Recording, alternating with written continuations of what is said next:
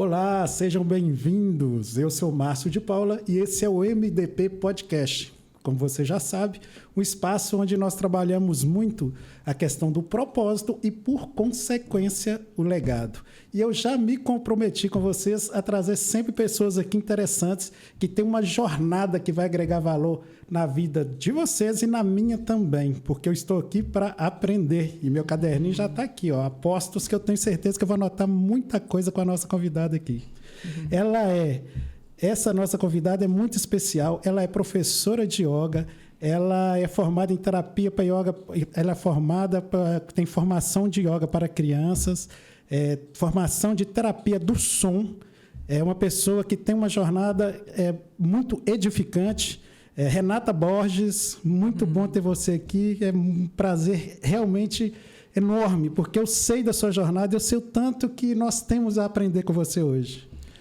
Márcio, muito obrigada pelo convite. Realmente, assim, é uma honra estar aqui com você e falando, né, sobre a vida, falando de autoconhecimento, que, assim, é onde meus olhos brilham de falar sobre, que hoje em dia, né, a gente não tem muita oportunidade de falar sobre autoconhecimento, né? Sim. Na verdade, não tem muita gente querendo ouvir, né? Mas, ao mesmo tempo, tem muita gente interessada, né? Então, assim, muito feliz mesmo pelo seu convite. Renata, e hoje o nosso tema é em busca do autoconhecimento e da fluidez. E ninguém melhor do que a Renata para falar sobre isso com a gente. Renata, yoga, né? Eu acho que a humanidade, assim, talvez nunca teve precisando tanto de yoga como atualmente, né? Nós estamos passando por um processo bem complexo. Não apenas em questão dos últimos acontecimentos, de guerra, de tudo, mas, assim, o ser humano mesmo está passando por um momento muito complexo, né, Renata? Então, eu acho que a yoga é um tema muito relevante para tratarmos hoje em dia. Há muito pouco tempo atrás não se ouvia tanto falar, né? Na pandemia houve um boom assim, de yoga, tanto em rede social quanto em YouTube. Muitas pessoas tiveram acesso, né, porque ficaram em casa e começaram a ouvir falar. Foi um dos temas mais procurados no Google na pandemia, porque as pessoas se viram diante de si mesmas, em casa, presas, tendo que lidar com a família, tendo que lidar com o turbilhão de emoções e não sabiam lidar com isso. Então, procuravam no Google, aparecia yoga. O que é isso? De onde surgiu isso? Né? Então, é um presente para a humanidade mesmo, assim, a prática de yoga. Né? Eu sou suspeita porque realmente é um dos caminhos. Tem vários caminhos, né, de transformação, de autoconhecimento. Mas o yoga foi o meu caminho. E eu acho que ele funciona. Né? É um encantamento que as pessoas, quando começam a praticar yoga e meditação, começam a desvendar e se surpreendem. Né? E é um olhar para si. E muitas vezes não é gostoso. Mas necessário e nunca se fez tão necessário de olhar para si. Nunca se fez tão necessário. Porque até é falado que em 2030, né, mais de 50% da população não vai ter saúde mental. Eu acho que não vai chegar lá, não. Pelo ritmo que estamos indo, né? E o que a yoga pode acrescentar na vida das pessoas, assim, Renata? Olha, eu acho que qualidade de vida, em termos de saúde mental. O corporal, eu falo com os alunos, assim, às vezes as pessoas chegam lá atraídas pelas posturas bonitas, e que, sim, fazem parte, né? Mas as posturas no yoga que a gente chama de asanas, que são aquelas posturas, ela é tipo 10% do que realmente compõe toda a tradição. Então, se você quer praticar yoga só com o objetivo físico, eu falo, vai para uma academia, vai para o Pilates, que também tem muitas posturas do yoga, mas no yoga você vai trabalhar o físico, o mental e o espiritual. Eu não consigo dissociar as coisas, e um bom professor não deve dissociar. Porque nós somos corpo, mente e espírito. Né? E é disso que a gente está precisando. Dessa hora que você chega lá e, num simples movimento de olhar para a sua respiração por 1 hora, e você sai e fala, uau, o que eu fiz aqui? Nem sei explicar. Você não fez nada. Você espreguiçou o seu corpo, alongou o seu corpo e respirou. e observou como que você estava se sentindo. Isso faz toda a diferença, sabe? Então, eu acho que esse é o maior benefício do yoga na vida das pessoas, é conseguir olhar para si mesmas e reconhecer como que ela está se sentindo naquele momento. E o que ele trouxe para a sua vida em particular? Para a minha vida, me trouxe um renascimento. Posso legal. dizer isso. E até hoje, depois, né, de tudo, eu reconheço o meu nome. Até o do meu nome eu comecei a gostar, que Renata significa renascida. Né? E eu acho que tem tudo a ver. Assim. Eu tive uma oportunidade de hoje ser uma outra pessoa, mas primeiro para mim mesma, sabe? E eu sigo buscando ainda, porque eu acho que essa busca ela nunca acaba. Porque a gente sempre pode aprender mais, né? Tenho certeza que hoje aqui eu vou aprender com você. Todas essas experiências que eu tenho, eu aprendo com o outro. Só que eu tento reconhecer quem sou eu aqui, naquele momento, naquela ação que eu estou fazendo. O que eu quero? E às vezes parece simples, né? Mas até para postar uma foto, postar um vídeo, eu me pergunto às vezes, qual é o meu objetivo aqui? Às vezes, sim, é só expor ali a figura para gerar um engajamento em rede social. Sim. Mas eu penso, quem vai ler aquilo? Será que alguém vai observar? Eu só posto o que eu acho que faz significado para mim também, que faz sentido para mim. Sim. E aí eu quero também passar para o outro. Mas sempre... ontem estava tocando a música lá no piano, a música Caçador de Mim, né? Sim. E aquela música me toca muito o título dela. Porque eu acho que eu sou uma caçadora de mim. E eu acho que essa caça, ela vem no yoga, vem no autoconhecimento.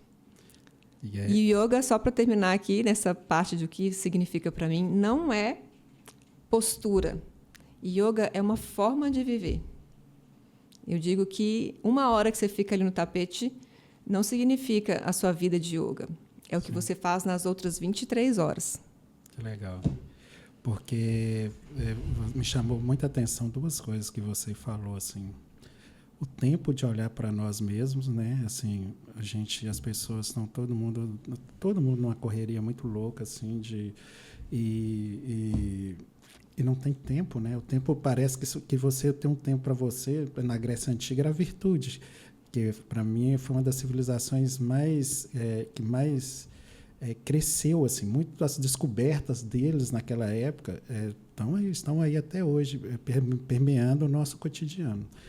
E sem tecnologia, sem muita informação, estou falando de Grécia Antiga, mas eles tinham uma coisa que chamava ócio criativo. Eles tinham tempo só para pensar, e isso era uma virtude. Nós, na nossa sociedade atual, se tirar um tempo para pensar, você fica se sentindo culpado. E, na verdade, isso é uma coisa mais que necessária. E me parece assim, que na yoga você tira um tempo para você, né? Assim, tira um tempo para pensar, tira um tempo para se sentir, tira um tempo para ouvir seu corpo, porque o corpo ele não fala, não, ele grita, né? E às vezes nós não escutamos. Outra coisa que você que falou que me chamou muita atenção foi sobre o propósito do porquê está fazendo aquilo. Por que eu estou fazendo isso? A gente está tão no automático, né, Renata? Assim, tudo no automático, a gente sem pensar, sem nada. A gente vai repetindo as coisas porque o outro está fazendo, ou a gente vai repetindo as coisas que a gente só vai fazendo aquilo, ou vai repetindo coisas que nossos pais fizeram. E a gente está sempre no modo de repetição, e esse autoconhecimento é fundamental para o crescimento, para o autocrescimento, né? Sim, eu vejo isso na educação dos meus filhos. Eu tenho 2 filhos, né? Um de 17 e o outro de 13. E eu falei com o mais velho esses domingo. Perguntei assim, como que ele me achava como mãe? E ele ficou na dúvida de me responder. Acho que ele pensou, acho que eu não vou falar a verdade. Não. Eu falei, meu filho, pode falar a verdade. É positivo ou negativo? Sim. Você me acha muito exigente? Então, ele falou assim, eu acho. Aí eu falei, olha, o meu maior desafio na vida não é ter filho, é educar. Sim. E eu sempre falei isso para eles e para todo mundo, sabe? Eu acho que o maior desafio da maternidade é educar. E aí falei para ele, olha, eu estou tentando acertar, mas você pode ter certeza que eu estou errando. Sim. Né? E você vai repetir muitas coisas que eu fiz com você, falei com ele, né? E outras coisas você vai fazer melhor. Você vai reconhecer que isso não funcionou para você. Sim. E vai tentar mudar. E eu acho que essa é a evolução, né, do ser humano. Reconhecer o que foi bom para você e mudar. Né? É isso que a gente deve fazer hoje com o passado da gente, né? Porque se a gente for pensar, eu falo isso muito com os alunos, a vida ela é um presente. Mas a gente fica muito nesse aqui e agora, viva o presente, mas às vezes da boca para fora, né? Sim. O que é um presente? Ele é um presente mesmo divino para você. Sim. Porque é só ali que você pode ter a ação. A vida é ação, né? Até sobre o que aconteceu no seu passado, né? Você pode mudar, ressignificar e deixar aquilo para trás, né? E o futuro é completa ilusão. Porque fica só na expectativa. E a expectativa, muitas vezes, ela é frustrada. Porque pode ser que eu não sobreviva nem até amanhã, e você também não. E tudo bem.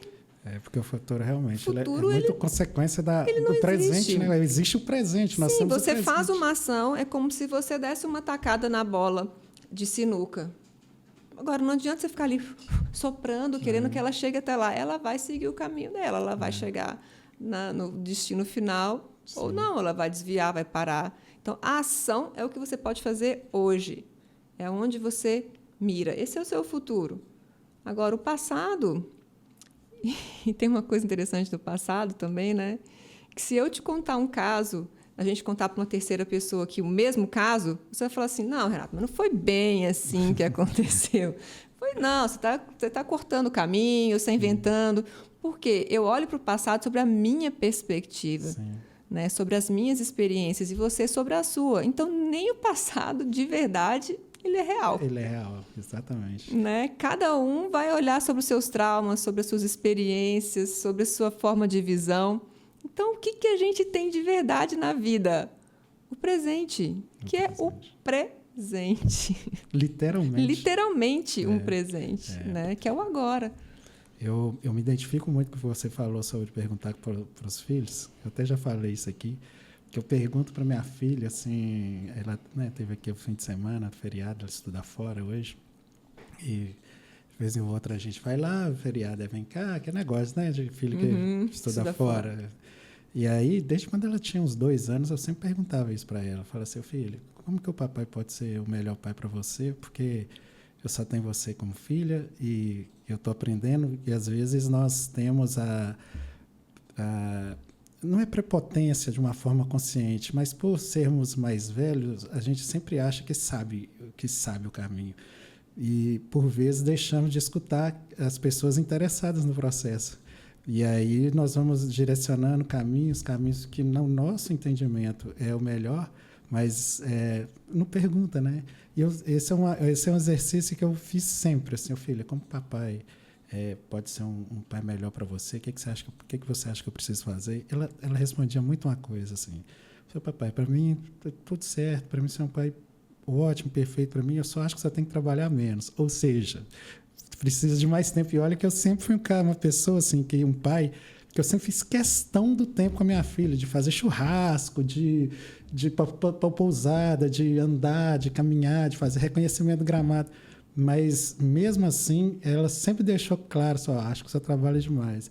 E esse feedback, sempre quando ela me falava, eu ia tentando tirar mais tempo para ela, porque é um feedback importante. E, às vezes, tem pais que crescem assim, absolutamente distante dos filhos, que acham que é só prover, é só dar escola, colocar lá comida na mesa e tal, mas não senta para bater papo, não senta para conversar sobre a vida, não senta para... O que você pensa no futuro? Quais países você quer conhecer? Assim, ver um filme junto, sabe? Essas coisas, ir para um parque e não fazer nada. Essa é uma coisa que eu sempre fiz, continuo fazendo, e ainda assim ela falava assim que eu tinha que trabalhar menos. Então, normalmente, assim, nós pais precisamos acelerar um pouco e olhar mesmo para a necessidade dos nossos filhos. E a yoga também, no caso, voltando para a yoga, ela deve ser muito importante nisso, né? Para você se ver, se reconhecer, se observar, mas a partir desse momento também você tem uma observação mais empática e mais sensível com o outro, né? Sim. A primeira coisa que eu pergunto nas aulas é: como você está se sentindo hoje?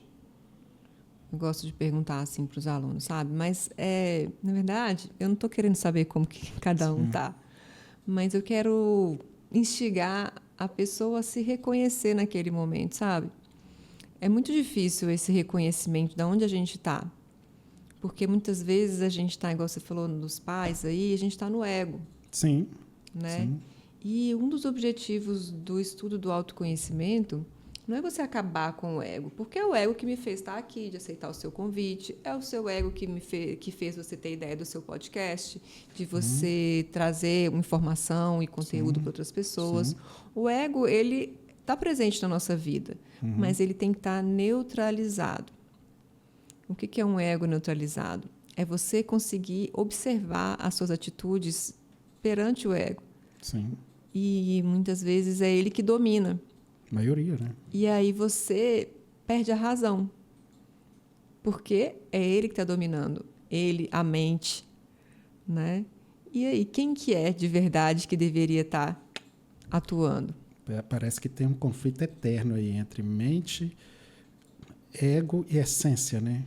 É.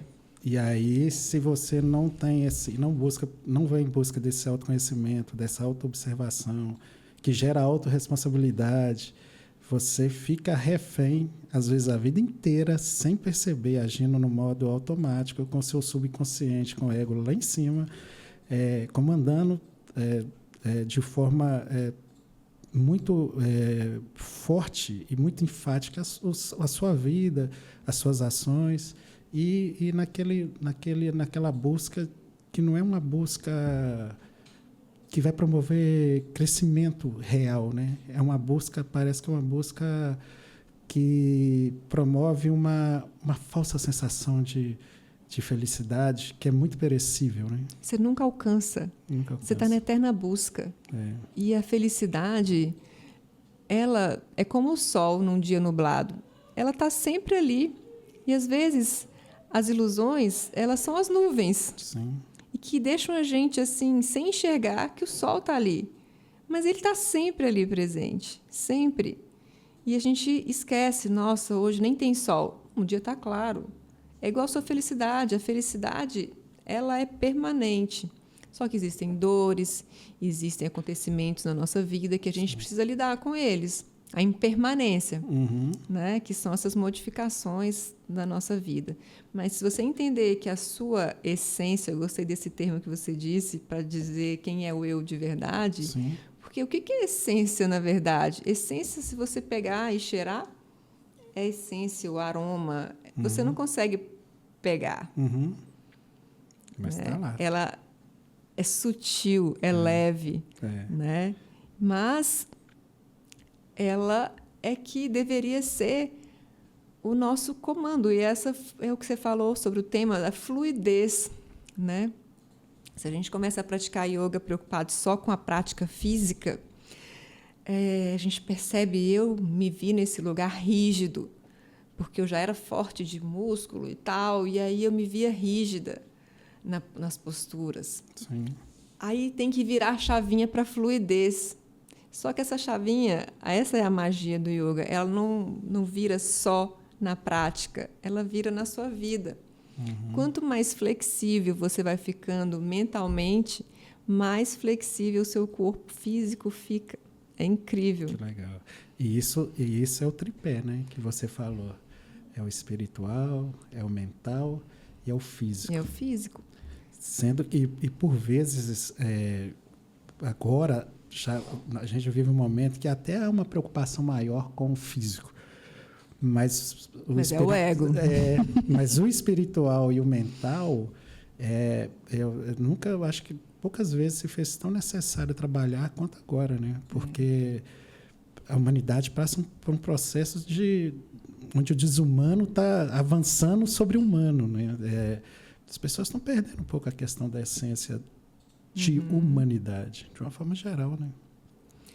Eu acho que também, igual essa questão que a gente está vivendo agora nas guerras, tudo que é muito mostrado, muito falado, visto, as pessoas vão vendo aquilo e vão quase que endurecendo para aquela realidade, vão deixando aquilo num lugar comum. Esse é o objetivo da mídia também, né? De massificar aquilo ali. E quanto mais você vê, menos você sente, né? Aquilo fica num lugar comum. Antes a gente se chocava mais com as coisas, né? Então, eu acho que quanto mais na essência você tiver, mais você ainda vai ser tocado pela maldade, pelas atrocidades. E não precisa de longe, não. A gente fica tão focado numa guerra que está tão longe da gente, graças a Deus, assim, longe e tão perto, porque a gente sente energeticamente tudo que acontece. Mas se a gente for olhar aqui no bairro, aqui na rua... Quando eu falei de falta de humanidade, é justamente isso que é a minha percepção. Falta empatia. Você vê, não só a questão do noticiário, igual você falou, às vezes você vê alguma coisa acontecendo próximo e há uma indiferença, assim, há um clima de indiferença com o outro que é algo assustador. E eu falo entre familiares, entre vizinhos, entre pessoas que moram perto, entre pessoas que se conhecem, que não se conhecem. E aí eu acho que a gente está passando por um momento, por isso que eu comecei a falar, acho que a yoga nunca foi tão necessário na história da humanidade como agora, porque vejo que nós precisamos nos voltarmos um pouco para dentro, né? Assim, para as coisas para dentro e para a origem, para Deus, para a natureza, para a nossa essência, para voltar a se conectar com o sagrado e se conectar com o que realmente é importante, né? Está tudo muito na ordem do perecível, é o que eu tenho percebido. Eu costumo dizer assim que o ser humano ele se acha muito especial, né?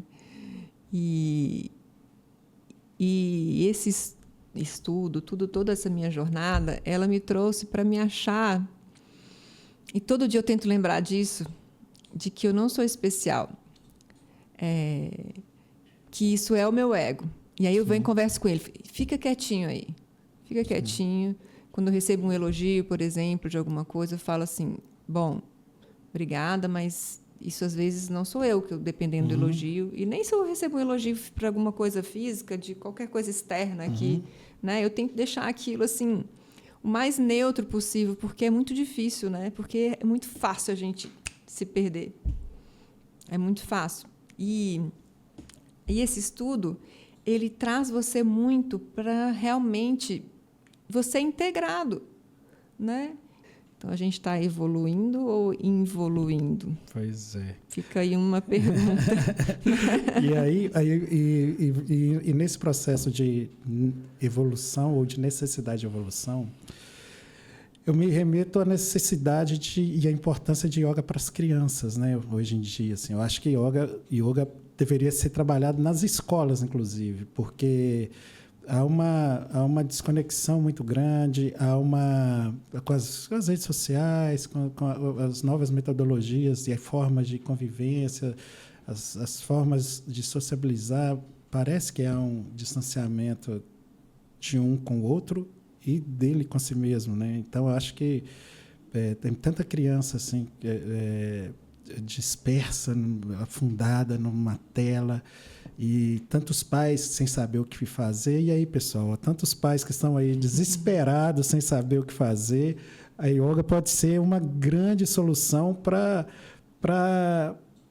você e para seu filho ou sua filha, né? Eu acho que deve ser muito interessante. E você falando aí, me veio um insight aqui, que eu tenho pensado muito sobre isso. O yoga para criança é legal, mas ele é muito lúdico. Então, vamos pensar aqui. O objetivo do yoga para criança não é levar autoconhecimento. Vamos pensar quem é você, saber como você está se sentindo. Sim, a gente às vezes observa, leva essa questão para as crianças de forma lúdica. Como que você está? Você está feliz? Você está triste? Para deixar com que eles... ensinar para que eles se expressem. Porque muitas vezes a gente ouve, cala a boca, para de chorar, não quero nem ouvir o que você quer falar. Né? E as crianças vão se fechando, porque observa uma criança que tem um lar tranquilo. ela é pura, ela se expressa, ela fala o que ela sente. Só que eu acho que yoga para criança, sim, é bom, é uma ferramenta, mas para pais doentes. Né? Agora, o que eu penso... Não doentes, assim. Entendi. Mas, assim, eu acho que os pais precisam mais do que as também, crianças. Não só elas, não. Só pais, elas. Não adianta. Hoje em dia, também. os pais falam assim, nossa, o fulano está precisando de terapia, a criança. E se o pai não se tratar, Márcio, não resolve. É isso mesmo. Não resolve. O problema está dentro de casa, mas em nós, como pais, não resolve. O que eu pensei sobre criança na yoga é ela talvez estar no tempo presente. Coisa que também os pais têm muita dificuldade. Mas aí, se a gente for pensar, é tudo pelos pais. Exatamente. Né? Nós pais que ensinamos isso. Mas, assim, é importante para todo mundo. Mas pensando que a sociedade é como é, não tem como a gente mudar. Está sendo, tem um processo de mudança, mas é pequeno. É legal, sim, para as crianças. Elas trabalham equilíbrio, trabalham a presença, trabalham esse contato com a natureza, porque é tudo de forma lúdica. E eu tenho experiência com 2 adolescentes que fizeram um processo comigo assim. Depois eles vão se desvencilhando e cada um segue seu caminho. Sim.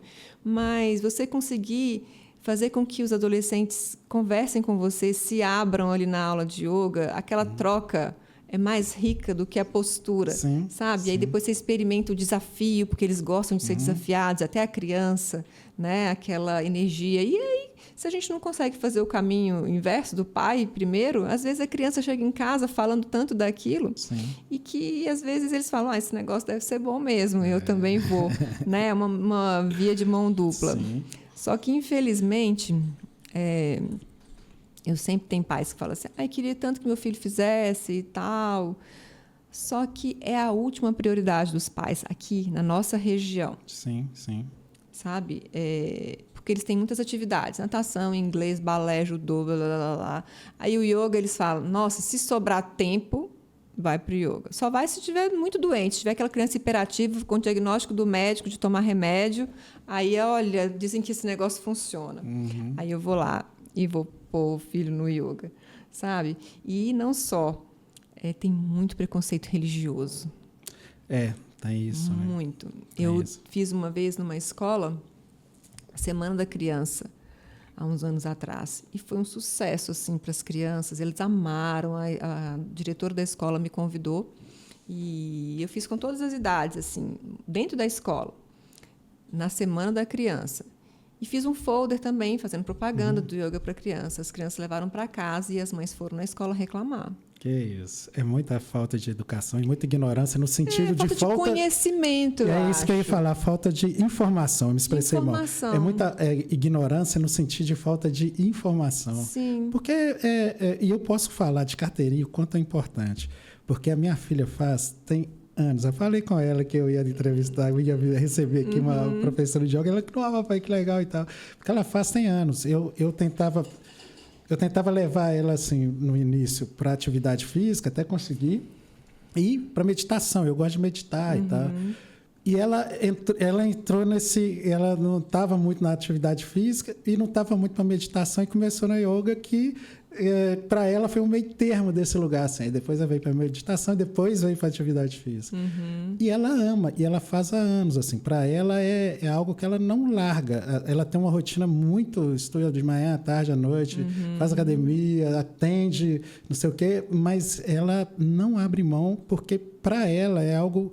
É essencial para a vida dela, assim. Às vezes, não sei se confere, assim, me falaram uma vez que a diferença entre aquele senhor meio borcadinho, assim, e aquele senhor meio altivo é alongamento, né? Assim, que ajuda muito para você ser uma pessoa, principalmente mais idosa, assim, uma pessoa com uma postura maior, uma postura mais ereta, né? Assim, que trabalha muito alongamento no yoga.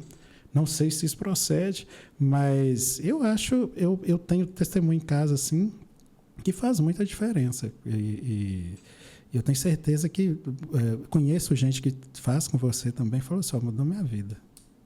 Ai, que bom. Você falou do corpo, né? E falou, eu tento fazer, mas eu me sinto muito rígido. Eu sou muito rígido. Eu sou rígido. Mas você é rígido na vida? Não necessariamente, não.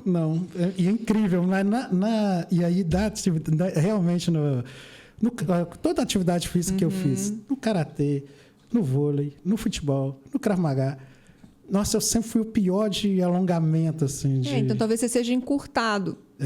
Né? A musculatura está mais rígida por causa de todos os esportes que você fez, de arte marcial e tudo, né? Mas como você já tem um espaço aqui na mente, é desfrutar do caminho. Porque se você chegar na aula de yoga no primeiro dia e já colocar a mão lá no pé e vai falar assim, nossa, é todo flexível, eu vou falar assim, olha, pode continuar, mas tipo, esse caminho você já percorreu. Sim. Sabe? Agora, o gostoso é o caminho. Né? Igual você vai fazer uma maratona. A graça é você ali treinar todos os dias, vencer cada etapa, chegar lá no dia, correr os 42 quilômetros, né? E chegar no final. Se chegasse assim, vou correr fácil, chega, não tem graça. Né? A graça da vida é o caminho. É o percurso. É o percurso. Isso que é o brilho, e precisa de vários fatores nesse percurso. E no yoga também, como em qualquer outra atividade, disciplina. Né? Às vezes a pessoa começa, se encanta e acha, nossa, achei a solução para os meus problemas. E começa a faltar, vem uma vez a cada um mês, não vira. As minhas tentativas, como eu sempre tive dificuldade de alongamento, assim, o que eu comecei a pensar? Eu comecei a pensar no meu músculo esticando, assim, pensando, só que legal isso, assim, esse processo aqui de dor para mim, que era o meu caso, ele reagindo, ele esticando, ele alongando, é esse que é o processo. Mas eu também faço outras coisas, mas eu vou me dedicar um pouco mais. Eu vou te dar uma dica. Na hora que você estiver alongando, ao invés de você forçar e ficar ali na dor, você relaxa. Tá. É totalmente diferente. É isso que eu ensino na prática. Porque às vezes você está na academia, você vai alongar, o professor até sobe em cima de você, né, te empurrando, aí você não consegue nem respirar. E aí, quanto mais ele te empurra, mais parece que você está fazendo uma força contrária contra o professor. Sim. Não, desconstrói toda essa ideia de flexibilidade. Fluidez, né? Ela vem no relaxamento. Então, quando você estiver indo e que você estiver sentindo aquela dor naquele lugar, respira lá e relaxa lá. Você vai dar o comando para o seu cérebro que está tudo bem, que você está indo para onde você quer. Por quê? Ele vai te proteger o corpo com medo de machucar. Ele não sabe o que você está fazendo. Né? O seu corpo físico não tem um olho assim, ele está fazendo yoga, ok. Não. Sim. Então, estou praticando yoga, estou fazendo um alongamento consciente, é você que vai dar para ele essa mensagem para o seu corpo através da sua respiração. Então, é na exalação que você solta. É intuitivo, né? Quando a gente está cansado, a gente não solta o ar. Né? Esse soltar o ar é a exalação. E é onde te relaxa. Então, uma técnica meditativa é você inspirar e exalar no tempo maior do que a inspiração. Tipo, inspira 3 e exala 6. Por quê? Porque é na exalação que você relaxa o corpo. Não adianta você que é um meditador, por exemplo, vou sentar no chão, tradicionalmente, com as pernas cruzadas, colocar a mão aqui na coxa. Você vai ficar, às vezes, 3 minutos, porque você vai começar, não, minha perna está doendo, meu joelho está doendo, meu quadril está doendo. Você não está meditando. Eu não consigo meditar no desconforto, assim, não. Não existe meditar no desconforto. Eu faço diferente, assim, e vou tentando relaxar mesmo e conectar. Senta numa cadeira, isso né? Que eu faço. Põe os pés no chão, desencosta a coluna para o seu corpo não dormir. E ele vai ficar assim, estou ativo. Né? O que você está querendo fazer? E observa tudo que está passando ali na mente. Isso que é meditar. E escolhe uma coisa para você pensar. Não, né? Meditar não é não pensar em nada. Muita gente acha isso. Porque quando você está pensando em nada, você está não estou pensando em nada, não estou pensando em nada. Você está pensando em não pensar em nada. Muito legal. Eu não disse que eu ia aprender muito com ela aqui. Quem dera se eu tivesse ouvido isso há 15 anos atrás, há 20 anos atrás. Mas sempre é tempo de aprender. E eu estou aprendendo todo dia. Agora, Renata, você esteve na Índia, né? O que você foi buscar na Índia E o que você recebeu da Índia, assim? E você fez uma viagem muito diferente, você foi sozinha, né? Deve ser uma experiência engrandecedora. Eu fui parar na Índia sozinha, né? Mas era um sonho mesmo. Eu acho que todo professor de yoga fica com aquilo, assim, de ter que ir lá beber da fonte, conhecer a Índia e tudo. Então, me preparei, assim, para chegar na Índia. Me falaram isso, que 20% da população era abaixo da pobreza. Então, miserável. É muita gente. E, por outro lado, mega milionários, bilionários, trilionários, né? Que os indianos são muito inteligentes e muito ricos, né? Mas você chega lá, que a gente vê em televisão, né? Aquela barulhada das buzinas, aquele trânsito, 1 bilhão e 400 milhões de pessoas, né? Todo lugar que você olha tem muita gente, Mas nada me incomodava, assim. Parecia que eu já tinha vivido ali numa outra época, porque eu acho que eu queria muito estar ali e viver aquilo. Então, em cada cidade que eu ia, era uma sensação diferente, sabe? De muito respeito também que eu tinha por aquela população e o encantamento de ver, assim, o brilho nos olhos deles, sabe? Assim, eles são muito curiosos, assim. Você vê eu senti, era diferente. E eu fui para o norte da Índia, né? O norte da Índia é onde tem mais a espiritualidade mais ainda viva. Porque o sul da Índia já é bem desenvolvido, tem as grandes empresas e tudo, já é um país menos pobre, vamos dizer assim, né? Mas o norte ainda é bem assim espiritualizado, enraizado da cultura deles, que tradicionalmente é um país hindu, né? Que é a religião. E às vezes eles acham que quem pratica yoga tem a religião hindu. Não tem nada a ver, né? Não necessariamente. Não né? necessariamente. Pode ser, ou e a não. maioria não. Dos brasileiros, por exemplo, professores de yoga, a maioria não é hindu. Mas você estuda aquela tradição que esbarra ali naquela religiosidade, porque você tem muito mais contato com o divino, com o sagrado. Né? Quando você medita, quando você olha para dentro, você fala, gente, Deus está em mim. Né? Deus está em todas as coisas. Tudo é Deus. Você olha para uma flor perfeita, né? Não tem como, perfumada. Né? E a abelha vai lá, poliniza e leva... Gente, não tem como perfeito, ser né? Deus, não ser Deus. Tudo é Deus, é tudo muito perfeito e tudo muito belo, né? O belo é Deus, o belo encanta, né? Então, aquelas indianas ali, morando debaixo da lona, mas todas assim com o sari, com a roupa colorida, sabe? Com um sorriso no rosto. Feliz. Paupérrimas. E feliz. Felizes porque eles acreditam muito nos karmas, que se eles estão vivendo aquilo ali, eles têm aquilo ali para viver, sabe? É um processo de purificação. É um processo que eles acreditam, né? Então, eu tive muitas experiências interessantes lá. Cada cidade eu sentia, assim, o meu coração vibrava diferente, assim, sentia dor no peito, não sentia. E a gente passou, tipo assim, perrengues mesmo. A gente foi para ficar em hotel, mas tinha cidade que na cidade de Varanasi, que é a cidade mais antiga do mundo, é onde é o crematório, que as pessoas são cremadas lá na beirada do rio. A gente estava dormindo assim no quarto e a noite inteira a roupa de cama era marrom, igual essa mesa aqui. E eles falavam que era lavada no rio, que o rio era o rio Ganges, que é o rio sagrado deles, mas é ali em Varanasi, ele é muito poluído, você não tem coragem de pôr nem o dedinho, assim, muito sujo, né? Tão sujo que é. E a noite inteira com macaco na janela, gritando e tal. Mas eles falavam assim, e você achava... Não, sabe? Eu estava ali feliz. No tempo presente no lugar, no seu tempo e espaço, vivendo aquela realidade. Vivendo aquela realidade, experienciando a comida, que é completamente diferente, né? Com pimenta, com tudo. E às vezes a gente acha também, né? Lá na Índia é diferente, é todo mundo espiritualizado. Nada. A vaca lá, que é tão sagrada, ela é tratada como um cachorro na rua também. Você vê muitas vacas abandonadas, sabe? Isso é uma realidade mesmo lá. Então, hoje em dia, as pessoas questionam muito sobre esse animal sagrado lá, né? porque ele é maltratado também, assim, nesse sentido de abandonado, né? E aí você vai entendendo que eu acho, Márcio, que você ser espiritual não é você entrar numa outra caixinha. Eu já quase cometi esse erro, sabe?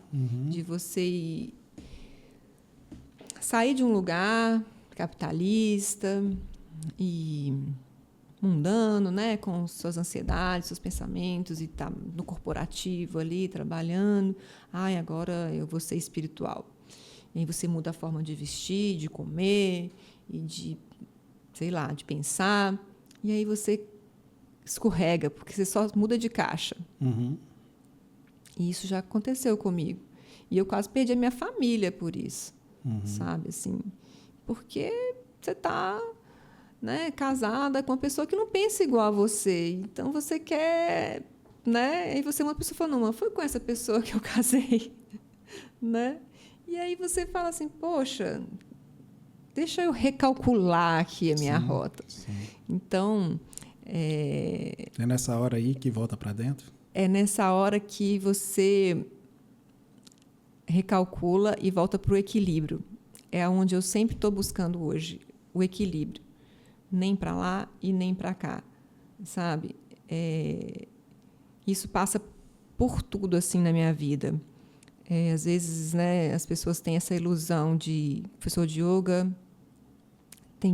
não pode ter vaidade, tem que ser assim. Aí às vezes eu faço de propósito mesmo, assim, sabe, para mim mesma, para mostrar para mim que não, eu posso me cuidar, eu posso estar bem o meu corpo, cuidando do meu corpo, mostrar que eu estou na academia, que eu vivo uma vida normal, mas que eu cuido principalmente do meu espiritual, do meu equilíbrio. O que faz sentido para mim, sabe? Sair do julgamento, porque muitas vezes a gente fica pensando, não, mas o que vão dizer de mim, né?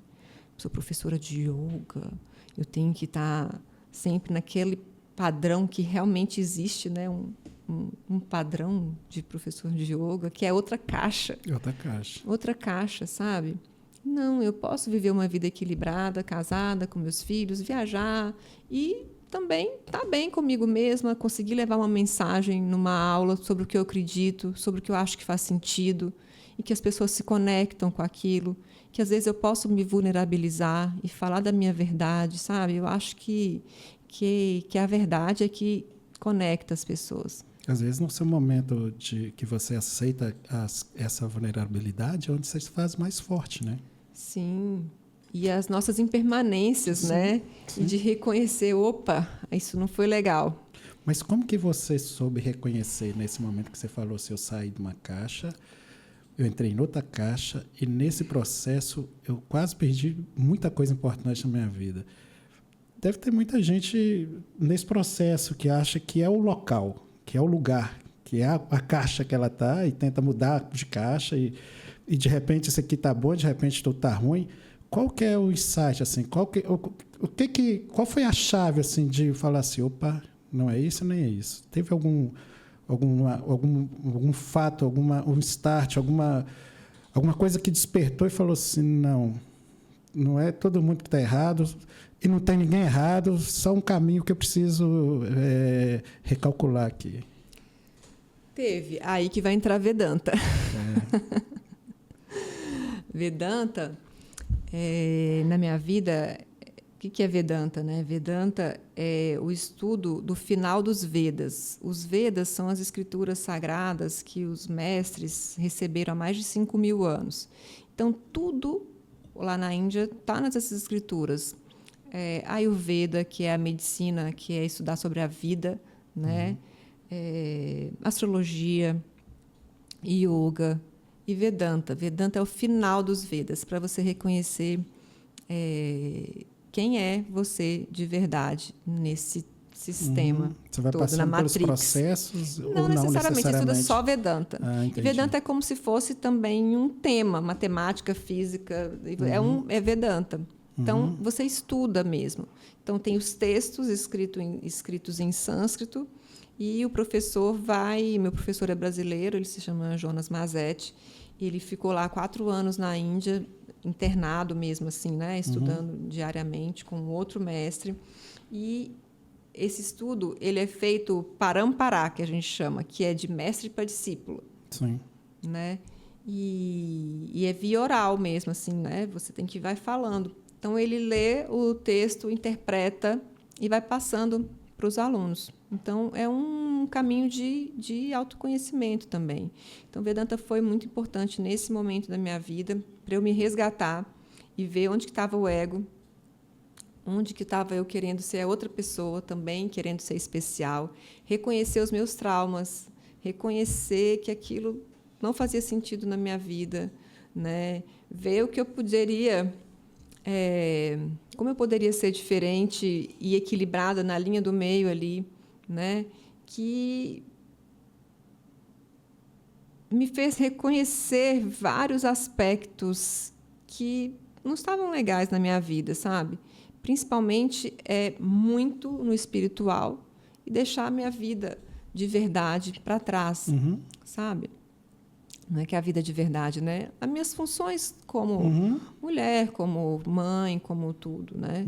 E eu tenho certeza que hoje os meus filhos e o meu marido têm uma pessoa mais equilibrada dentro de casa, sabe? Que eu acho que isso faz toda a diferença no sistema familiar, sabe? Os meus pais falam muito isso comigo. Meus pais foram para o retiro comigo esses dias, participar como participante, né? O retiro foi até lá na Pousada Boa Ventura, e meus pais foram participando. Isso para mim foi um desafio. Eu falei, nossa, meus pais aqui como participantes do retiro, super desafio, né? Acho que o retiro foi para mim também, né? Você ministrando aquilo eu tudo. ministrando aquilo tudo e eles lá e tal. E a minha mãe falou como que ela aprende hoje comigo.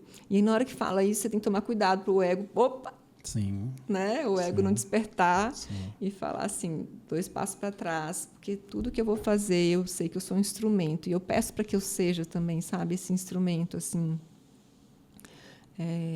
de paz mesmo, assim, de amor, sabe? E que eu possa ser usada como um instrumento de transformação para quem chegar até a mim, sabe? Eu não Renata, né? Sim. O que eu falar, quem eu tocar, sabendo que eu sou apenas um instrumento. E Vedanta trata dessa neutralização do ego. Que legal. Sabe? É muito interessante, assim. E é isso, assim, nós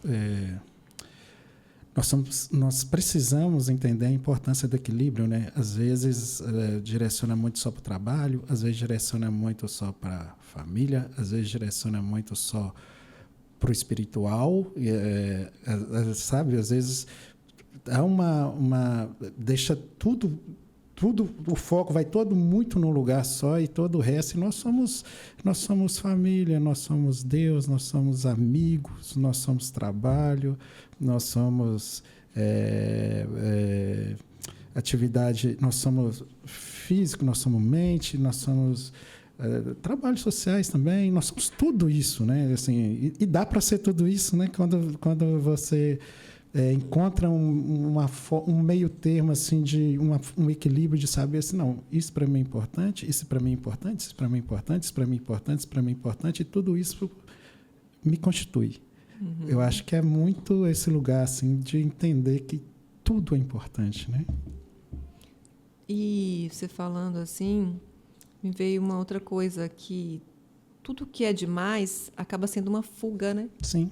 As pessoas que fazem muita atividade física, até fuga. Que trabalham demais, está fugindo, né? Foi isso que aconteceu na pandemia, né? A pessoa não tinha mais as fugas, teve que lidar com a realidade. E aí deu curto-circuito em muitas famílias. Não tinha para onde fugir. Não tinha para onde fugir, né? Nem para atividade física, nem para o trabalho, e teve que lidar com as relações, nem para a rua, para bar, porque tudo é fuga, tudo. E às vezes o espiritual também é a fuga. Sim. Né? Quando é demais, inclusive. Quando é demais, é a fuga. Então, o que aquilo ali te faz ser uma pessoa melhor? Absorve aquilo, né? O que aquilo ali me faz ser uma pessoa melhor? Primeiro para mim, para depois eu conseguir ser para o outro, né? Eu faço muito essa analogia também, que é igual no avião, né? Que eles falam, ao cair a máscara de oxigênio, primeiro em você e depois no outro. É assim na vida, primeiro o oxigênio para você. Sim. E depois para o outro, porque senão morre os dois.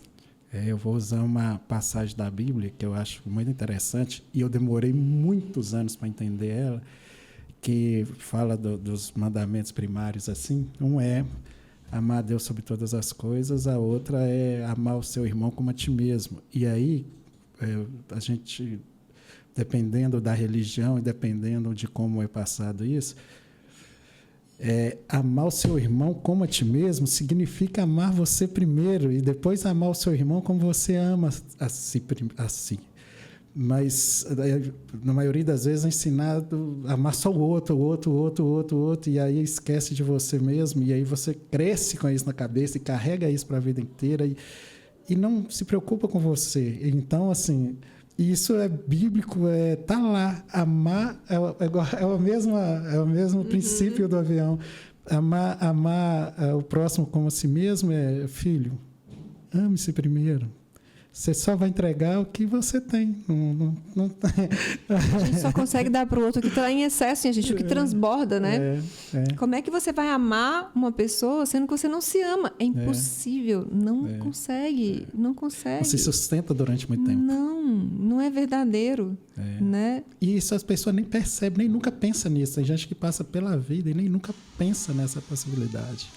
Porque foi criado e foi trabalhado para focar sempre no outro. Sempre foco no outro. E falando disso, assim, você falou aqui, eu até esqueci que eu ia falar sobre esse negócio de doar. Às vezes você pergunta para a pessoa, e aí, me fala um pouco de você. Nossa, meu marido, não sei o quê. Então, se for conversar com mulher, ou o homem também, né, vai falar, fala do marido, fala da mãe, fala do pai, fala dos problemas do filho, fala de todo mundo, até do cachorro. Mas, não, eu perguntei como que você está. A pessoa, eu? Não, mas estranho. Eu não sei, eu nunca parei para pensar em mim. Isso acontece muito, a pessoa não sabe nem quem ela é.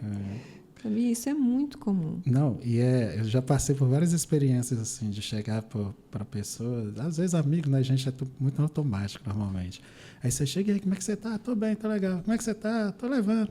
Aí tem vezes que você chega assim, como é que você tá? E aí a pessoa dá essa resposta automática. Aí pergunta, eu faço isso de vez em quando.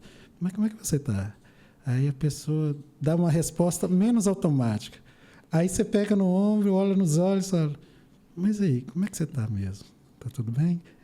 Aí tem gente que até desaba, assim. Tá, na verdade, não. E aí começa, aí sai do automático. E acaba que, na prática de yoga, a gente vira sendo esse espaço de escuta, sabe? A partir do momento que eu abro para perguntar como que a pessoa está, e eu falo, não, mas eu quero saber de verdade, né? Porque normalmente ele fala, tá tudo bem. Agora os mais antigos já sabem, já ficam falando, eu tô assim, eu tô assado e tal. E eu falo, gente, aqui, o que acontece aqui, fica aqui. Sim. Então as pessoas às vezes se abrem, falam por que estão lá, que às vezes estão lá por causa de um burnout, ou porque brigou em casa, já chega chorando, sabe? Então, sabe assim, nossa, aquele é o meu lugar de escuta. E muitas vezes a aula de yoga não acontece com posturas, acontece como um bate-papo. A gente fica ali batendo papo, escutando uma outra, ou as pessoas, né? Porque tem homem e mulher. E é um espaço de troca. Isso é muito rico, sabe? Eu acho que cada vez mais a gente precisa de espaços de escuta, locais de escuta. Sim. Né? É o que conversamos um pouco mais cedo, assim, que a sociedade está indo para um lugar onde se escuta muito pouco o outro, onde se sente muito pouco o outro, onde se olha muito pouco para o outro, onde se sente muito pouco a si mesmo, onde se olha muito pouco para si mesmo. Então, esse movimento para dentro, para depois você voltar para fora, eu acho que é fundamental. Eu acho que é o que a gente mais está precisando fazer. E por falar nesse movimento, você também teve agora na Amazônia, né? Que nós falamos sobre aí. Foi. Eu queria saber como que foi essa sua experiência, porque são caminhos distintos, imagino, experiências distintas, mas tão engrandecedoras quanto, né? A Amazônia foi uma experiência assim completamente diferente da Índia. Mas são dois povos originários e que têm nomes até parecidos, né? Sim. Indígena, indiano, Índia, índio, né? E eu tinha muita curiosidade de conhecer a Amazônia em si, a floresta, mas eu tinha curiosidade de conhecer o povo que mora lá, o povo ancestral. Mas eu vou te falar a verdade, eu não queria passar perrengue, não. Tipo assim, de ir para a aldeia e ficar lá morrendo no mosquito. Não queria, não. Mas, assim, não fui para nada luxuoso. Era um hotel selva, mas era no Rio Negro. Então, o que eu achei bem legal era isso, que o Rio Negro não tem mosquitos por causa do pH ácido da água. Então, eu tive uma experiência muito rica com os ribeirinhos, que principalmente era o nosso guia lá, com a sabedoria desse povo, sabe? Assim, que é um conhecimento que é muito rico e você poder compartilhar. Eles conhecem tudo, ele andando pelo mato, assim, reconhece todas as especificidades e consegue tirar da floresta tudo o que você precisa. Então, você é Deus, você é a floresta, você é tudo. Tá, né? Tudo conectado. Você se sente ali, eu sou mais uma árvore fincada ali. Né? Então, você anda ali com respeito, você reconhece ali, embaixo de uma árvore de 45 metros, de 450 anos, você fala, o que eu sou? Eu sempre que eu estou nesses lugares, assim, o que eu sou? Às vezes eu estou caminhando na rua e falo, gente, eu sou uma formiga.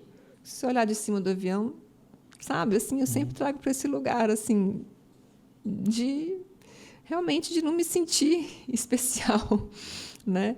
E aí você está ali naquela floresta, você traz para esse lugar, não tem jeito, para aquele mundão de água, né? Que agora, infelizmente, já está tudo seco lá, secou agora, depois que a gente saiu. É uma seca que é mudança climática, que é o homem, que é um processo, né? É um desrespeito.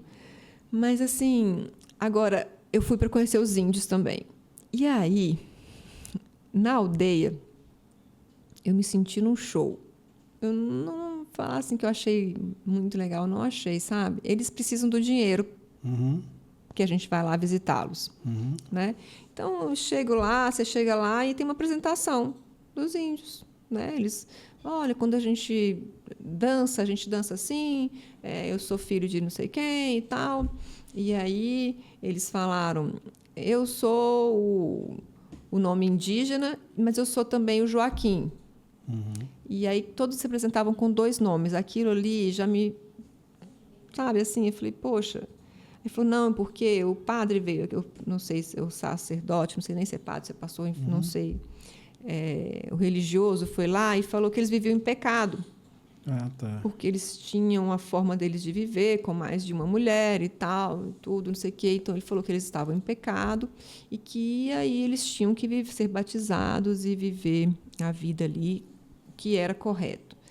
Aí, Márcio, sinceramente, independente da religião, sabe, é uma cultura e que a gente não tem, lógico, que questionar, mas chegar um outro e falar, não, isso que é o certo, isso que é errado, acabar com uma tradição de uma cultura, sabe, é isso que foi feito há 500 anos atrás, que foi disseminado, né?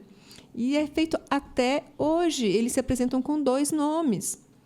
E aí, depois que acabou, as índias estavam lá com o peito de fora, a sainha, os índios, acabou a apresentação, eles trocaram de roupa e elas estavam de blusa e tudo. Eu fiquei pensando... Crise de identidade, né? No sentido assim... assim, para mim, eu poderia pagar para eles lá, assim, para visitar a aldeia, mas seria mais interessante se eles estivessem vestidos como eles ficam no dia a dia, sentasse lá e tivesse esse bate-papo, assim, igual a gente está tendo aqui. Real, né? E me falasse assim, oi, quais são as suas dificuldades aqui? Qual é a realidade? Como que vocês vivem, né? Como vocês se sentem, assim, sabe? Como é mais feliz? Como Era é antes mais feliz, agora? assim? Vocês conseguem resgatar alguma coisa da cultura de vocês? Ou vocês têm vontade de viver uma outra realidade? Né? Quais são as suas dores, as suas alegrias? E isso, para mim, ia ser muito mais rico, assim, sabe? Do que ir lá e assistir um show, sabe?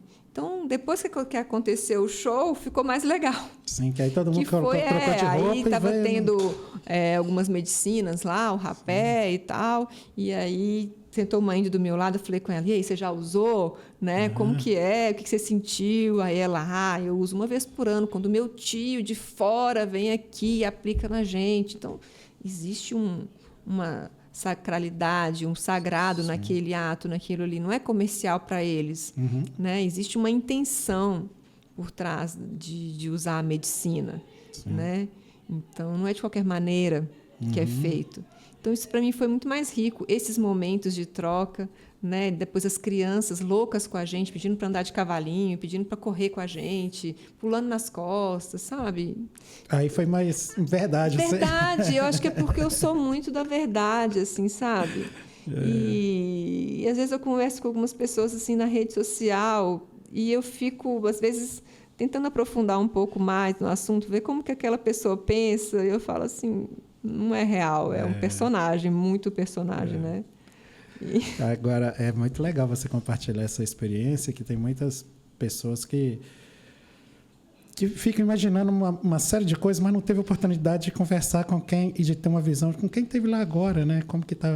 E não quer dizer que todo lugar é assim, mas você esteve lá agora. E é uma visão muito interessante. E é muito legal você compartilhar o que gostou e o que não gostou, né? Porque normalmente as pessoas compartilham só o que gostou. Agora, você me chamou muita atenção uma ação que você teve, que você compartilhou até nas suas redes sociais, sobre o exercício do desapego, né? Teve uma vez que eu entrevistei um monge budista, Lama Dorje. Ele roda o mundo dando palestras sobre felicidade. Eu tive que fazer aquela pergunta que eu não queria fazer, mas é que a pergunta é o segredo da felicidade. E ele falou justamente isso. Ele falou que duas coisas que ele falou, você já falou aqui. Ele falou sobre entender a lei da impermanência, entender que nada é eterno, e que aquilo é por aquele determinado tempo e tudo bem, entender esses processos, a lei da impermanência, e o desapego, assim, e isso foi muito claro, e eu fui entender, de vez em quando eu volto nessa entrevista que eu fiz, eu sempre aprendo com ela, eu fiz ela já tem um tempo, e aí eu fui entender melhor o que ele falava sobre desapego. Eu sempre fui muito, por exemplo, apegado à história das coisas, não necessariamente às coisas, assim, eu entendi esse processo, coisas muito longas, assim. E aí eu fui entender, eu também estou vivendo um processo de desapegar muitas coisas. E aí você teve uma experiência nesse sentido, que compartilhou isso, eu achei muito legal. Como é que foi isso? Essa experiência foi uma experiência assim, de desapego, mas ela era bem de coisas, né? Eu usava como coisas, mas tudo reflete internamente, né? Sim. E de você olhar para aquilo e ver, isso aqui faz sentido na minha vida? Por que eu tenho isso aqui guardado? E às vezes depois você vai perceber que existem emoções guardadas que você está guardando com apego. Eu adoro sentir essa dor aqui, né? E eu guardo ela com carinho, porque eu gosto de jogar na cara das pessoas, porque isso aqui está guardado comigo. Então, quando você descarta algo, você também descarta algo dentro, sabe? E aí foi muito interessante mesmo, porque às vezes tinha coisas que eu gostava, que estava ali guardada há um tempo, mas que já tinham cumprido a missão na minha vida, e você vai desapegando. As pessoas fazem muito isso, essa questão do desapego das coisas, quando vai fazer o caminho de Santiago, né? Às vezes leva aquela mochila muito pesada, com muitas coisas, e vai caminhando pelo caminho. É um lugar que eu quero ir, hein? Fazer o caminho de Santiago. Vamos programar, então. Eu também quero fazer esse projeto. E aí, chega no final, a pessoa está só com um tênis, já está furado de tanto que ela caminhou, com uma mochila que só tem quase que uma escova de dente, uma caneca, né? Porque foi deixando tudo pelo caminho. Mas será que ele deixou só a roupa, só o segundo, terceiro sapato? Não, ele foi deixando muito trauma, foi deixando muita coisa, apegos, né? E aí essa experiência me trouxe isso, e eu achei muito interessante que estimulou muitas pessoas a desapegarem de algumas coisas em casa. Que seja só o desentulhar mesmo, que você reconhece que a gente tem muito mais coisas do que a gente necessariamente precisa. Mas no yoga existe uma postura que é para treinar o desapego, que é a postura que todo mundo vai lá só para fazer ela, que é a postura final, que é o Shavasana, que está todo mundo morto. Shava é cadáver, é a postura do cadáver. E aí eu falo que é a postura mais desafiadora, porque você consegue se reconhecer ali na rigidez, no apego, ao corpo físico, aos pensamentos. Então, quanto mais a gente está pegada a tudo, quase que você está ali deitada assim, ó, dura, sabe? Completamente rígida. E aí, as pessoas vão vivendo os processos, o corpo vai fazendo isso, ó. Passa um tempo que a pessoa fala, yoga, fala, agora ela já entendeu. Porque até o queixo cai. E eu falo, solta o queixo, mas às vezes está rígido, está travado, não consigo soltar. Porque eu não quero soltar. Porque eu sou esse corpo. E se eu entregar esse corpo? Faz parte de mim, né? Eu sou isso aqui, né? E você não é o corpo. Né? E se eu entregar? Meu Deus, o que vai acontecer comigo? Não vai acontecer nada. Você só vai ter uma experiência de reconhecer que você não é o corpo, que você não é essa caneca, que você está tão apegada. Aquela bolsa de 50 mil reais, de 20 mil reais. Né? Quem quer comprar, compra. Você tem dinheiro para isso? Isso não está te querendo... Se eu comprar essa bolsa, eu vou ser especial? Não, eu tenho esse dinheiro e eu posso comprar essa bolsa e para mim tudo bem. São dois caminhos diferentes, né? Uma pessoa que ganha 1 bilhão, 1 milhão que seja, tem muita gente rica, né? Por isso que tem esse mercado de luxo. Porque a pessoa ela pode comprar aquilo ali, não faz diferença, ela não é especial porque ela tem, ela não se sente especial porque ela tem. Agora, muitos de nós sofremos para conseguir coisas e apegar aquelas coisas para se sentir especial. E aí é pura carência, é para mostrar para o outro, não estou no julgamento. Eu vou ser reconhecida porque eu tenho aquilo, um carro, uma bolsa, um sapato. E aí a gente tem que estar sempre revendo isso no nosso dia a dia. Quais as coisas que a gente tem. Não tem problema ter. O dinheiro é energia, ele está aí para você usufruir das coisas boas da vida também. Mas por que você faz isso? Né? A gente volta naquele mesmo lugar. Então, é com uma ação desapegada? Se amanhã você ficar sem, você vai se sentir completamente desesperado? Né? Às vezes a pessoa compra um carro de luxo, no outro dia vão lá e esbarram no carro, a pessoa quase infarta. Né? Porque, nossa, o meu carro até mata. Né? Por causa disso. Porque é apego, né? Então, essa questão do minimalismo, ela traz isso. E aquela experiência que eu tive, agora eu sempre acho que em casa eu tenho muita coisa ainda, sabe? Assim, eu vou olhando assim para móveis, alguma coisa, eu falo, gente, sabe aquela sensação de que queria tirar mais um pouco, assim, tirar... E vou fazer de novo. Acho que sempre que está fazendo. Mas sabe o que é que eu percebi? Assim, nosso tema também trata de fluidez, né? E eu percebo cada vez mais que precisa ser leve e precisa ser fluido. E quanto menos peso carregar, que seja aqui, que seja aqui, que seja aqui, vai ser mais leve, vai ser mais fluido. Então, é preciso ir deixando algumas coisas pelo caminho, até para outras coisas também ocupar novas, porque nós vamos evoluindo e tem gente que quer evoluir com tudo e não tem jeito. Se você vai dar um passinho para frente...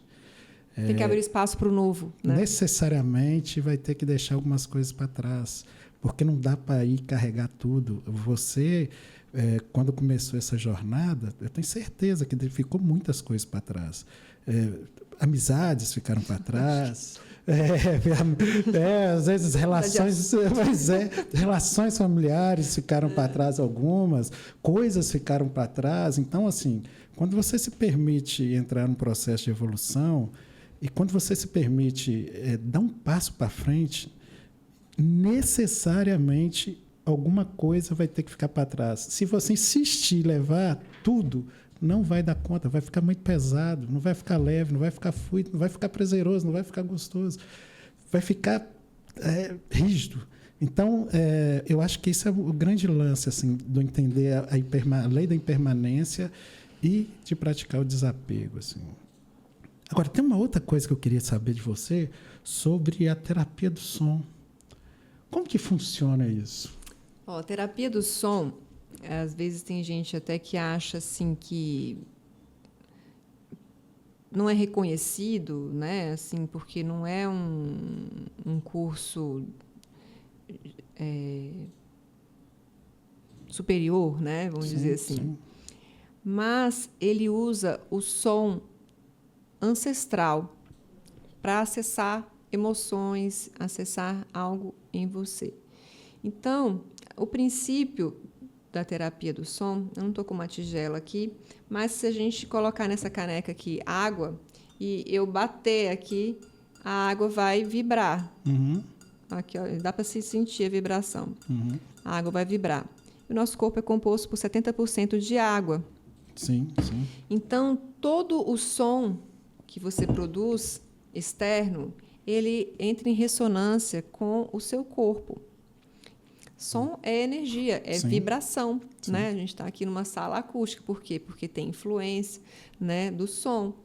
Então, tudo é energia. Isso que é lindo. Tudo é energia. Tem um estudo de um japonês que prova isso também com as moléculas da água, né? Sim, é por causa da água, é isso. Ele coloca música clássica, por exemplo, e forma mandalas. Sim. E coloca um heavy metal ou palavras de desafeto, por exemplo, xingamentos, e forma formas completamente disformes. E é isso que a gente sente. Porque quando a gente passa uma noite na balada, a gente chega em casa, você está se sentindo mal, porque é energia que você ficou ali reverberando. Agora, vai para um concerto, ouvir uma música clássica, às vezes dá até sono, porque é relaxante. As células entram em harmonia, né? E na terapia do som, a gente usa esse princípio da frequência sonora através dos sons, mas cada som com uma intenção especial. Então, eu sou apaixonada pelo tambor, então eu toco o meu tambor. O tambor, ele vai acessar mais a terra, porque não só a frequência sonora, mas na terapia do som a gente usa os princípios terra, água, fogo, ar e éter. Então, a gente tenta equilibrar o corpo físico através de todos os elementos, só que cada instrumento tem um elemento correspondente. Então, se eu quero trazer mais para a terra, se eu quero mais para a força, eu toco o tambor. Tem gente que, quando eu começo a tocar o tambor, chora, porque acessa um lugar, né? Aí, se você quer trabalhar mais a emoção, a água, você tem um chocalho, você tem todos os instrumentos, aquele pau da água que tem, né? E várias coisas. E tem essa questão da simbologia também, por exemplo, terra se acessa mais uma coisa, por exemplo, ar é mais criatividade, água é mais fluidez, terra é mais aterramento mesmo, coisa mais concreta, palpável. Trabalha esses elementos nesse sentido também? A terapia do som não, mas isso aí faz todo sentido em você. A pessoa, só que aí isso já vai para outro assunto, que é do Ayurveda, que são os elementos e a natureza de cada corpo, né? Então, a pessoa que está mais ligada ao ar, e ela é totalmente criativa, ela é leve, ela gosta de comer alimentos leves, sabe? A pessoa que ela é ligada ao fogo, ela é aquela pimentinha ação, mesmo. Né? Ela passa o rodo, mas ela é ação. Ela é a pessoa que produz. O ar, ele tem as ideias, mas ele precisa do fogo para colocar em prática, para executar, sabe? Porque senão ele só vai ficar nas ideias. Entendeu? As pessoas que têm o elemento água mais presente são mais fluidas, né? Sim, mas a pessoa, ela não é só água. A água, ela é água e terra, por exemplo. Sim. Entendeu? E aí ela é tipo, água e terra é barro. E aí ela é aquela pessoa mais preguiçosinha, que engorda mais fácil, que gosta de tudo mais molhado, aqueles alimentos mais gordurosos. Sim, compreendo. E ela é mais carinhosa também, sabe? Assim, mais fofinha. Criança capa, que a gente chama assim, que você vê que ela é toda água e terra. Ela é toda fofinha. E o terra, ele é mais razão, no sentido... Então, o terra é esse capa, ele é denso. Agora, nada impede de você ter... Todo mundo tem os três, sabe? Os três doshas, vamos dizer assim, que a gente já entrou em outro assunto. Sabe? Do Ayurveda, que está lá nos Vedas também, que é um conhecimento indiano. Mas quando você começa a estudar, você fala, gente, tudo faz sentido. Né? Porque aí, sabe o que me trouxe esse autoconhecimento? Eu respeitar mais o outro. Que aí eu reconheço isso no outro, eu falo assim... Não tem como mudar. Eu nem quero mais mudar hoje ninguém, mas às vezes a gente fica assim, mas fulano, você tem que mudar, né? Minha mãe, ela fala isso, porque ela sempre fala assim, mas me fala uma vida inteira para falar baixo, me fala uma vida inteira para ser menos enérgica, eu não estou brigando. Eu falo, mãe, hoje eu entendo, ela é pita, ela é fogo. Quando eu trabalhava com ela com artesanato, ela me ajudava, eu falava assim, eu quero desse jeito, com essa alcinha assim. E eu criava. E aí, passava 5 minutos, tinha 50 prontos. Fogo, ela produz, ela é ação, ela não quer matar. Minha mãe falou assim, deita aí, dá uma dormidinha durante o dia. Ela não consegue, entendeu? Ela está com quase 80 anos, me dá um baile de ação, de produção, de tudo. Né? Então, é a natureza das pessoas. Então, você percebe que você tem que respeitar, né? Cada um é um. É um equilíbrio. E aí você vai buscando o equilíbrio. O bonito é isso também, porque você consegue equilibrar, se você tiver em desequilíbrio de algum elemento, através da alimentação, através de práticas físicas. Sim. Eu, por exemplo, adoro uma musculação, porque me faz bem, me traz um pouco de fogo. Sabe? Quanto mais enérgico, arte marcial, eu tenho vontade de praticar. Gosto. Musculação, arte marcial, eu gosto muito disso. Porque me traz para o eixo, fala, opa, estou viva aqui. Né? Porque senão eu sou muito capa e vata. E aí eu fico ali naquela procrastinação, muito nas ideias e tal, na criação, mas não, eu preciso desse fogo para eu colocar minhas ideias em prática. E essa busca, Renata, do autoconhecimento é tão legal, porque quando a gente passa a se conhecer melhor, entender melhor as nossas características, entender por que somos assim, que não quer dizer que não podemos mudar também não, tá, gente? É só entender os processos, né? Mas a gente vai mudar se a gente quiser. Se quiser. E aí, entende? E aí, a partir desse momento, você também começa a entender o outro, né? Você começa a entender assim, não, ele tem uma história, ele tem uma jornada, ele tem um contexto familiar, ele tem um contexto cultural, ele tem uma característica física, assim, ó, igual a gente está falando especificamente dos elementos terra, fogo, ar e água, mas ele tem uma característica mais disso, uma característica mais daquilo, e aí quando você começa a entender isso em você, você começa a perceber e entender isso também no outro, e aí começa a respeitar melhor a sua forma de ser e a sua jornada, e começa também a respeitar melhor o outro, a forma de ser e a jornada, e é isso. Fantástico, autoconhecimento, é isso.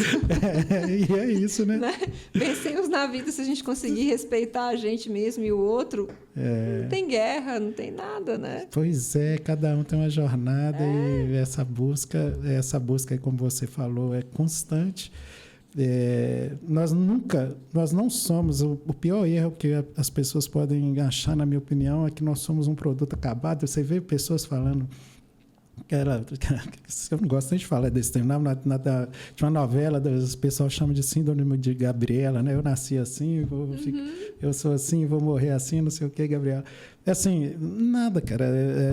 Nós somos seres em constante processo de evolução, de transformação. O negócio é saber para onde quer ir, né? O negócio é se reconhecer e tentar também escolher um caminho, saber onde quer chegar, saber que ferramentas precisa ter para chegar onde quer chegar, saber o que precisa de adquirir conhecimentos para chegar onde quer chegar, porque talvez onde você quer chegar, mas com as habilidades que você ainda não desenvolveu, não vai conseguir chegar naquele lugar. Com conhecimento que a gente tem, nos trouxe até aqui, né? Às vezes, certamente, para ir até lá, vai precisar adquirir alguma coisa a mais ou desenvolver melhor o que já tem. E aí a gente volta naquele, né? Que idade não significa sabedoria, né? De forma alguma. Né? De forma alguma. E aí você falou que nos trouxe aqui, é importante lembrar assim, que a gente está falando muito de yoga e tudo. É uma das ferramentas. Né? E a minha bagagem foi o que me trouxe aqui, a sua. Mas cada um vai percorrer o seu caminho. Sim. Né? E a gente pensa nos rios. Olha, toda hora a gente é a natureza, os elementos e tudo, né?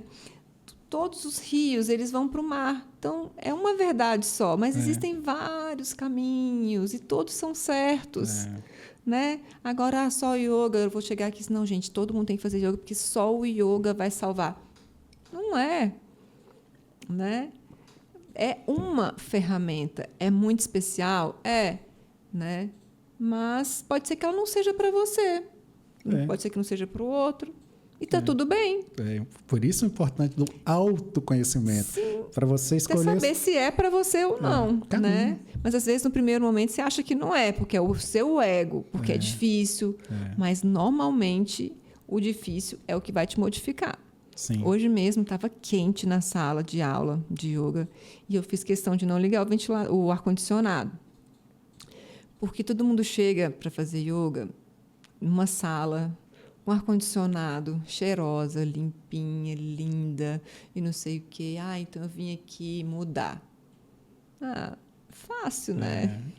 Legal isso que você legal, fez. Mas não, legal aí todo mundo isso. liga o ventilador, liga o ar-condicionado. Eu falei, não vou ligar para você lidar com esse desconforto. Precisa. O que não te tira do conforto não te modifica. Sabe? Às vezes, quando está insuportável, alguém vai passar mal, eu ligo. Sempre eu ligo. Mas eu quero também não ligar. Sabe? E se o tapete tem que estar macio, porque senão eu não consigo colocar meu joelhinho no chão. Sabe?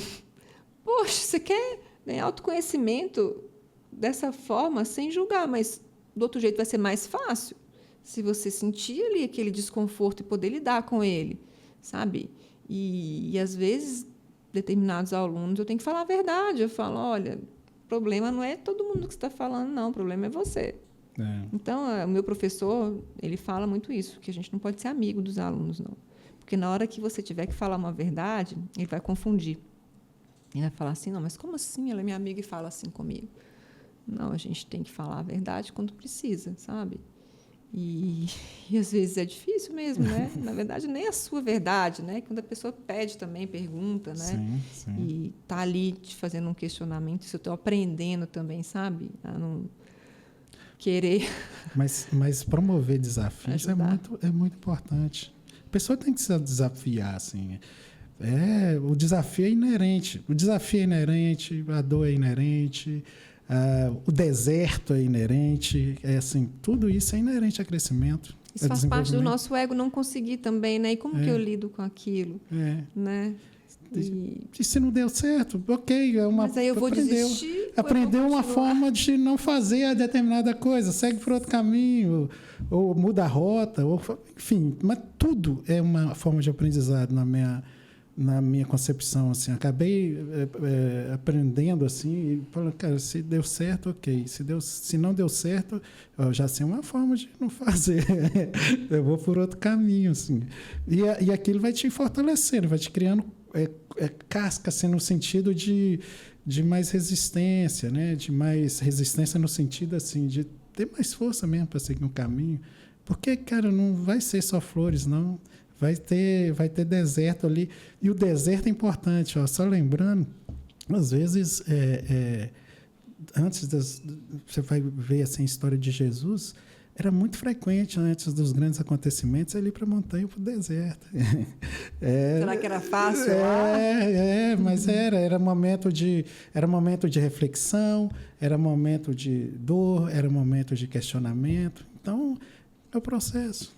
E o processo não necessariamente vai ser sempre leve, vai ser sempre fluido, mas vai ser sempre engrandecedor quando você se entrega a ele, se permite trilhar por ele.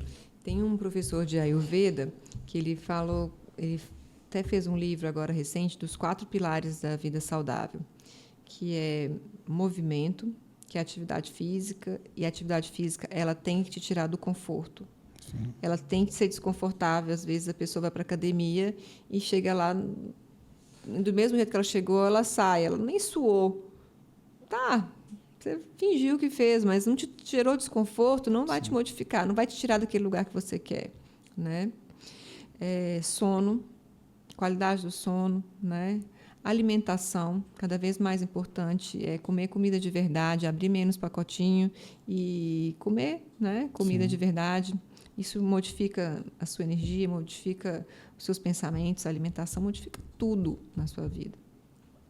E ele fala silêncio. Então, atividade física, sono, alimentação e silêncio. Agora, o que é esse silêncio? O silêncio é a meditação, é você parar por alguns instantes. Se a gente ficar aqui agora em silêncio, não quer dizer que você está em silêncio de verdade, porque você vai olhar para a sua mente e ela vai estar um blá, blá, blá, igual a gente chama no yoga de mente de macaco. Sim. Ela fica o pensamento pulando de pensamento em pensamento. Isso não é silêncio. E para você acalmar essa mente, cessar essas flutuações, a gente precisa reconhecer que esses pensamentos estão lá e deixá-los ir, um a um, que é a meditação. Então, você reconhece como uma fila de pessoas que estão vindo, são os seus pensamentos. E você está sentado aqui, você não abraça ninguém. Vai vir um, vai embora, vai vir outro, vai vir aquele outro, você fala, nossa, esse aqui nem vem não, que isso é furada. E aí vai, deixa aí. E tudo é treino, inclusive você conseguir desapegar dos pensamentos. Você reconhece que eles não são você e vai silenciando a mente. Porque os pensamentos, eles lhes são dados sem você querer. Percebe? Do nada você vem, principalmente pensamento ruim. Uhum. Só que Deus te deu um dom que é você conseguir sobrepor aquele pensamento ruim por um positivo na mesma hora. Então, veio um pensamento ruim, deixa ele ir e pensa positivo em cima. Sim. Isso é um exercício diário.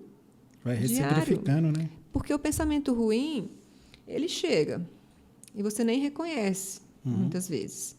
E aí ele já começa a criar um monstro, porque você já fantasiou milhões de coisas na cabeça. E ele vai criando. Quando você já viu, você já está com o corpo doendo, porque você está com aquele pensamento rígido. Você já ligou para alguém, já brigou, já fez tudo, por causa daquele primeiro pensamento que veio aqui. Ele vai criando um monte de coisas. Vai criando. Assim, e na hora que você vai ver, você fala assim, gente, eu tenho isso sempre. Acontece um fato, aí eu crio naquilo, falo assim, opa, mas eu acho que isso é criação, eu não tenho certeza nenhuma que isso é verdade. E aí eu deixo acontecer outra coisa e vem aí, logo eu tenho uma resposta assim, olha, era tudo criação.